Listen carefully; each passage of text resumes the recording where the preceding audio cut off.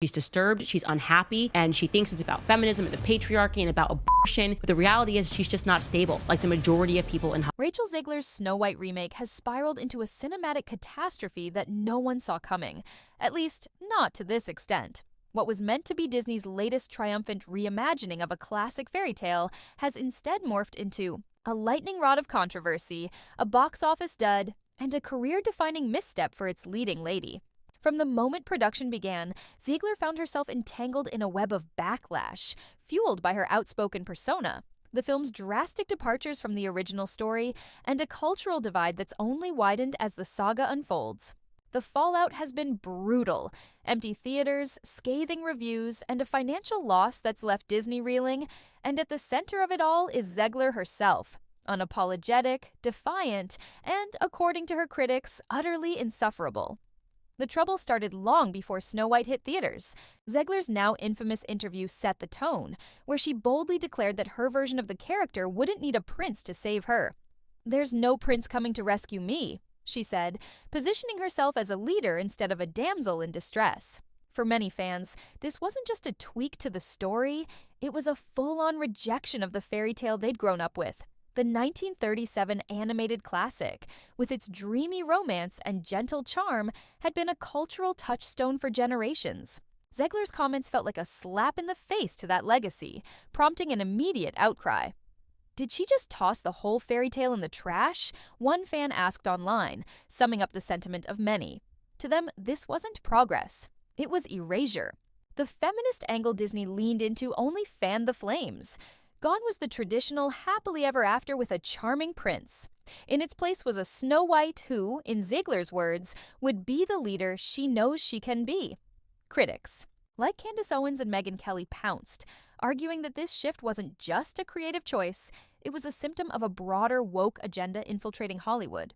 Owens, in particular, didn't hold back. She accused Zegler of being deranged and attention-hungry, suggesting that the actress was more interested in stirring controversy than honoring the story. "No amount of attention is ever enough for her," Owens said in a widely circulated rant. "She'll say outrageous things just to stay in the spotlight."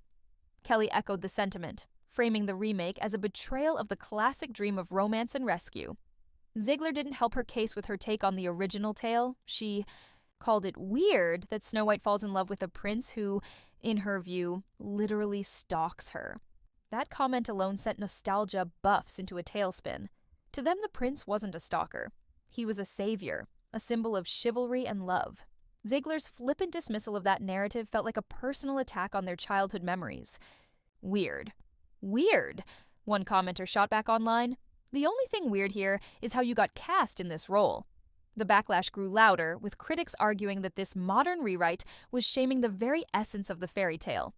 The idea that being rescued and falling in love could be a worthy aspiration. Candace Owens took it a step further, framing the film as a feminist overreach. "The big bad feminists are telling us it's ridiculous to want to meet a handsome prince and live happily ever after," she said. "No, you should want to be the prince, grab a sword, and fight the dragons yourself." Whoa. To Owens, this wasn't empowerment. It was a rejection of what makes femininity unique. They want women to act like men, think like men, and ditch anything that makes being a woman special, she argued. Her critique resonated with a sizable chunk of the audience, who saw the remake as less of a celebration of women and more of a lecture on how they should behave. "Is this really the win we were fighting for?" Owens asked, a question that hung heavy over the discourse. The film's creative choices only deepened the divide. Disney scrapped the iconic Seven Dwarfs, Doc, Grumpy, Sleepy, and the rest, in favor of a group of CGI magical creatures. The decision baffled fans. The dwarfs weren't just sidekicks, they were the heart of the story, each with a distinct personality that added humor and warmth. Replacing them with generic, computer-generated beings felt like a soulless cash grab, and the backlash was swift. "What even is this movie anymore?" one fan tweeted. "No prince, no dwarfs, just a woke mess." The change was seen as yet another sign that Disney was more interested in pandering to modern sensibilities than preserving what made Snow White timeless. Behind the scenes, tensions were reportedly brewing between Zegler and her co-star, Gal Gadot, who played the evil queen. The rift allegedly stemmed from their differing views on the Israel-Palestine conflict. Gadot, an Israeli native, has been vocal in her support for her country, while Zegler stirred controversy by posting Free Palestine on Instagram. Disney, ever conscious of its global image, reportedly asked Zegler to take down the post, but she refused. The standoff escalated to the point where the studio allegedly assigned someone to monitor her social media, a move that painted Zegler as a loose cannon. They had to babysit her posts, an insider claimed. It was a nightmare. The rumored feud with Godot only added to the narrative that Zegler was difficult to work with, a perception that would haunt her as the film's release approached. When Snow White finally hit theaters, the reception was disastrous. Despite a hefty $270 million budget, the film opened to a measly $43 million in the US and $87.3 million worldwide, far below Disney's $100 million opening weekend goal. Photos of empty theater seats flooded social media, with one viral tweet showing a Friday night IMAX screening with just one ticket sold. "This movie is going to flop," the caption read, and the numbers backed it up. Negative reviews poured in, slamming everything from the CGI creatures to Zegler's performance. The feminist reimagining, once touted as a bold new vision, was now a punching bag for critics and audiences alike. Disney execs, who'd banked on a box office smash, were left scrambling as losses piled up, projected to hit $150 million when marketing costs were factored in. The backlash didn't stop at the film itself. Zegler became the lightning rod. Her attitude, both on and off screen, rubbed people the wrong way. She came across as whiny, entitled, and out of touch, critics said, pointing to her dismissive comments about the original story and her unapologetic social media presence. When Donald Trump was re-elected as the 47th U.S. president in November 2024, Zegler took to Instagram with a fiery rant, railing against his supporters and ending with a dramatic flourish. May Trump supporters and Trump voters and Trump himself never know peace. The post drew immediate ire, with Owens firing back. "You're not entitled to wish harm on half the country. This is America right now. Look at the map and see how many people you're alienating." Zegler's refusal to back down only cemented her image as a polarizing figure. Disney, meanwhile, was in damage control mode. Rumors swirled of layoffs and a major rethink of their live-action remake strategy.